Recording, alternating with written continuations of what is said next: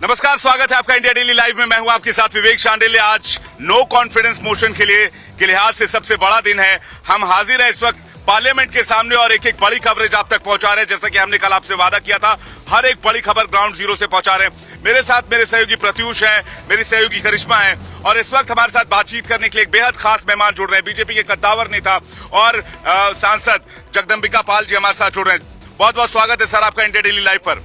मेरा पहला सवाल सर आपसे यह है कि प्रधानमंत्री के संबोधन में आज क्या सुनने को और देखने को मिलेगा, क्योंकि कल गृह मंत्री की स्पीच हमने सुनी और उसके कल हमने राहुल जी का आरोप भी सुना। तो ओवरऑल किस मुद्दे पर फोकस रहेगा प्रधानमंत्री का? राहुल जी का क्या आरोप था? आखिर राहुल गांधी अगर कांग्रेस पार्टी की तरफ से बोलने वाले थे, पूरा मीडिया ने सबने हाइप किया कि परसों बोलेंगे, वही डिबेट को इनिशिएट करेंगे, तो उन्होंने डिबेट को इनिशिएट नहीं किया। कल पार्टिसिपेट किया, उन्होंने कौन सा सवाल उठाया?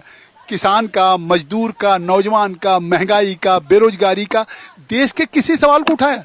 ये कहानी कहते रहे कि हमने यात्रा शुरू की, मैं 5-6 किलोमीटर दौड़ता हूँ, फिर भी घुटनों में दर्द हो गया। मैं भी 5-6 किलोमीटर रोज आज भी इस उम्र में करता हूँ, मेरे घुटनों में दर्द नहीं होता। इससे देश को क्या वास्ता था? अविश्वास पे अगर उनको ये कहानी बतानी थी, अपने ही उसी यात्रा को ही अगर टोन सेट करना है उनको 2024 के लिए, तो ये भी बताना चाहिए था कि वीर सावरकर को जाकर के हमने महाराष्ट्र में आलोचना कर दी, जिससे महाराष्ट्र के कांग्रेस के नेता शर्मसार हो गए, क्योंकि वीर सावरकर के खिलाफ कोई एक शब्द नहीं सुन सकता ऐसे राष्ट्रभक्त के। या एक ऐसे पादरी से अपनी यात्रा में लेके चले जब शुरुआत किए, जो हिंदू धर्म के खिलाफ जिस तरह से बोलते हैं उनके खिलाफ मुकदमा तक हुआ, तो उस चीज़ों को क्यों नहीं बताया? आखिर अहंकार अगर खत्म हो गया है, संस्कार की बात करते हैं, तो संस्कार में उसको भी सच्चाई को स्वीकार करना चाहिए था। तो केवल चीखते रहे। और मणिपुर में अगर उन्होंने उठाया तो क्या हिंदुस्तान मर गई?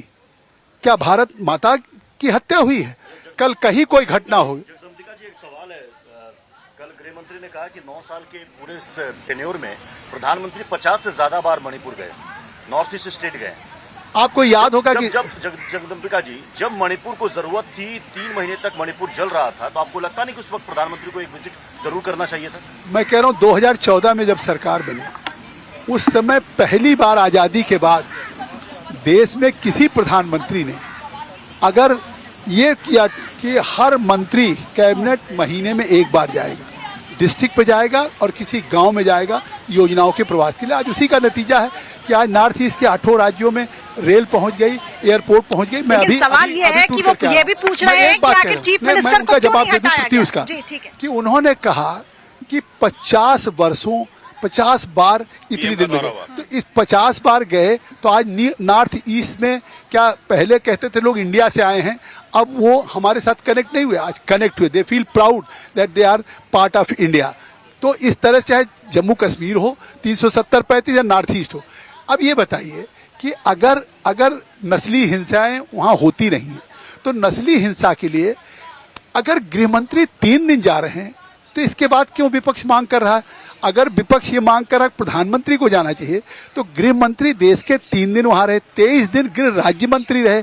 और इनके यहाँ तो जब नस्ली हिंसे हुए 375 लोग मारे गए, कुकीज का, मैतीज का, नागाज का, और हर नॉर्थ ईस्ट के स्टेट में सैकड़ों ट्राइबल है जिनमें आपस में इस तरह संघर्ष होते हैं।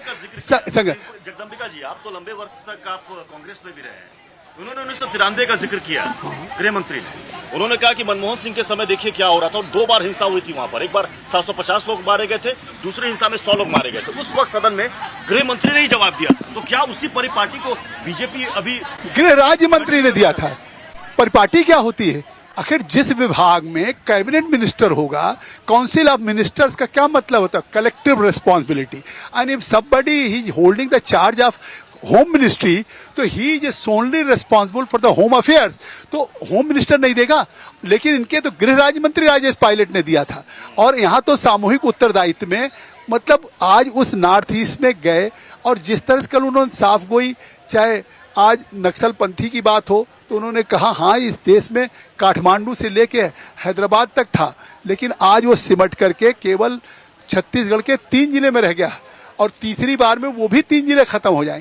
तो कल क्या आपको नहीं लगता है कि राहुल क्या बोले और अमित शाह जी जो विषय नहीं भी लोगों ने उठाया, झारखंड छत्तीसगढ़ किसी ने नहीं डिस्कस किया, उन्होंने झारखंड की बात कही, छत्तीसगढ़ की बात कही, सोनभद्र की बात कही, उन्होंने वेस्ट बंगाल की बात कही, उन्होंने जम्मू कश्मीर की बात कही, उन्होंने मणिपुर की बात कही, सरकार की उपलब्धियों की बात कही, और उन्होंने कलाउती की बात कही कि अगर कांग्रेस पार्टी गरीबी हटाओ का नारा दे रही थी तो गरीबी हटाओ क्या नारे से होगा, या गरीबी हटाने की बात इस तरीके से होगा कि भाई आप किसी गरीब के लिए कोई योजना बनाएं।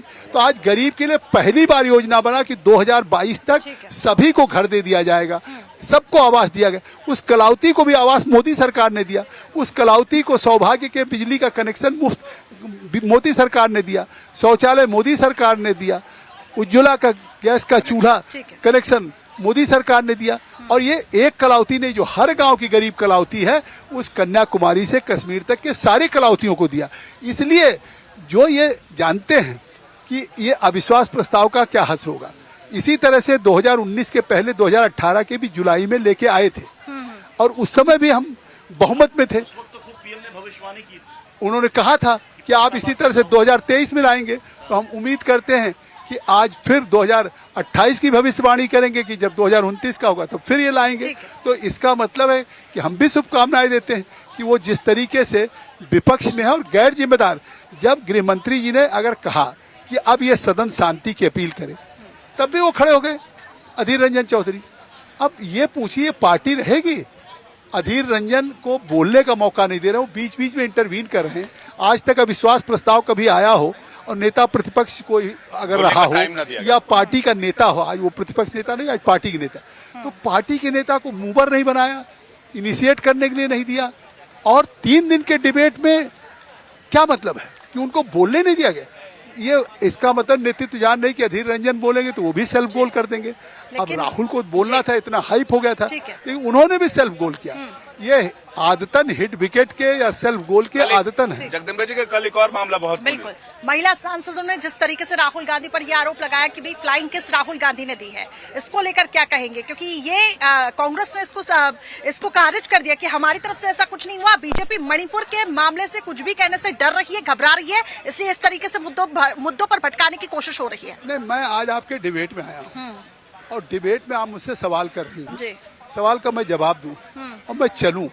और जो कल उन्होंने एक सांसद होकर जिस तरह से फ्लाइंग किस दिया, भाई आपकी कोई बहन हो, बेटी हो, तो पार्लियामेंट में सांसद हैं और वो भी अपोजिशन की एक महिला की तरफ जिस तरह कर रहे हैं, आप एक महिला, इसका सवाल का जवाब दे दीजिए कि अगर इस तरह से कोई भी व्यक्ति आपके सामने करे तो आज जो है वो तो ऑब्सेंटी है, अश्लील हरकत है और उस पर तो मुकदमा भी कायम हो सकता है।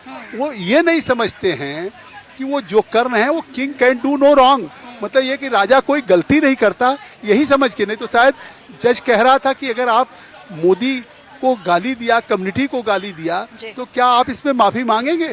तो एडमेंट थे। तो आखिर कोर्ट न्यायपालिका तो किसी को ये नहीं देखती कि आप कौन है या कौन किस पार्टी से कौन नेता।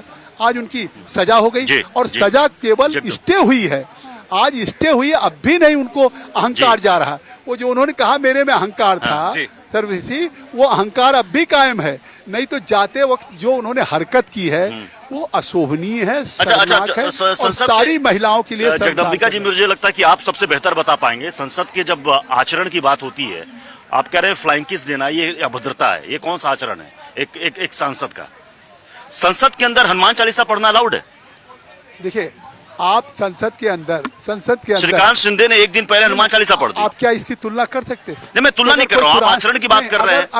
अगर वैसी कुरान की हवाला देते हैं, हदीस का हवाला देते हैं, इस्लामिक रिलीजन का हवाला देते हैं, तो ये उनको एक मेंबर ऑफ पार्लियामेंट को यही तो फ्रीडम है कि वो अपने स्पीच में इन चीजों कह सकता।